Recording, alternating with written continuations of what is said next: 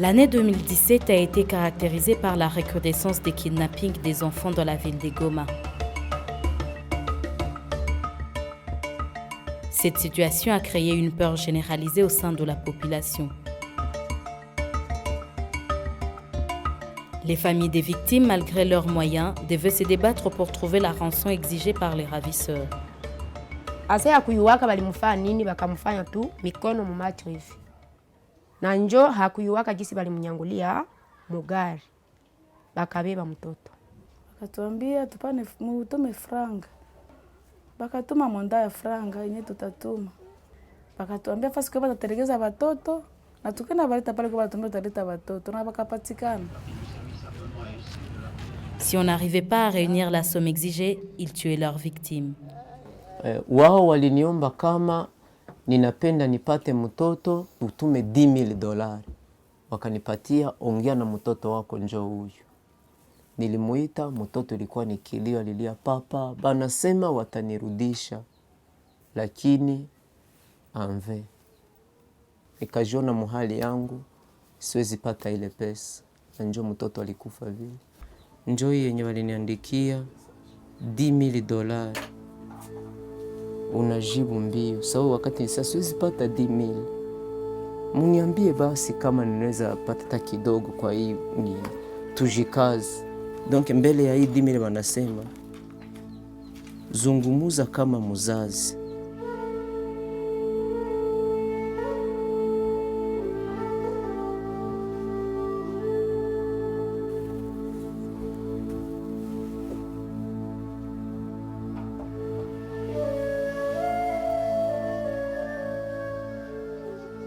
Touché par ce problème qui gangrène la vie de la population de Goma, le groupe de dialogue permanent transfrontalier Goma-Rubavu, GDP en sigle, s'est engagé à mener une action de plaidoyer auprès des autorités compétentes pour essayer d'y trouver une solution.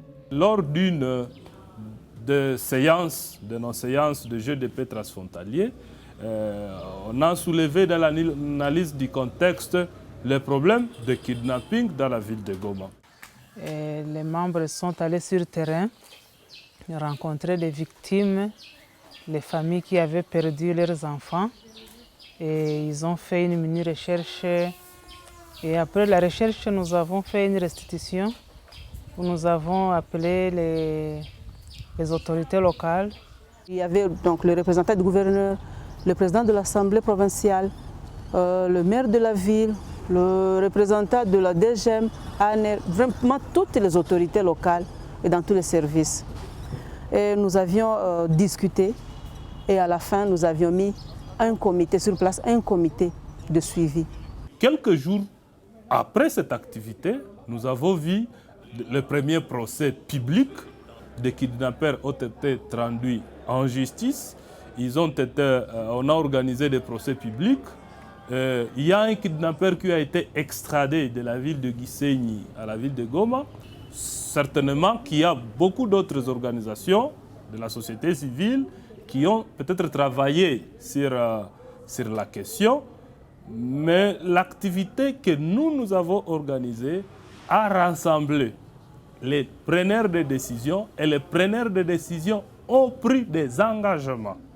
Depuis que nous avions pris cet engagement, je dois vous dire que nous avons fait 2 réunions mixtes, réunions de sécurité, assemblée, gouvernement provincial et le comité provincial de sécurité. Et c'est comme ça que vous voyez par exemple aujourd'hui, la DGM a changé de système ici chez nous. Lorsque vous devez voyager avec un enfant qui n'est pas, donc les enfants mineurs, vous devez, vous deux parents, chacun s'engage à donner l'autorisation à l'autre. Ce qui n'avait jamais existé. C'est à cause de ces réunions. Avec la redynamisation de Nyumbakumi et de Nyumbatatu, où on demande à ces Nyumbakumi de faire le contrôle des mouvements de la population, savoir qui vient, il vient faire quoi. Avec ces mécanismes, on peut noter qu'il y a des avancées significatives. Toutes ces initiatives ont contribué considérablement à la baisse de ces fléaux, mais il faudra rester vigilant jusqu'à ce qu'ils soient totalement éradiqués. Ile mwezi wa kenda walikuwa wanabeba watoto kweli na wanawaua, lakini mwa ile ya wakubwa tulipana malalamiko vikapima kupunguka. Hakuna tena mtoto mwenye tulishasikia tena wanabeba.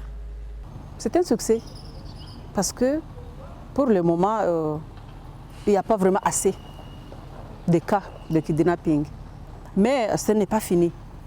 Ce n'est pas fini. Nous allons demander que les autorités continuent à s'impliquer pour que demain ou après-demain, il n'y ait plus de cas de kidnapping.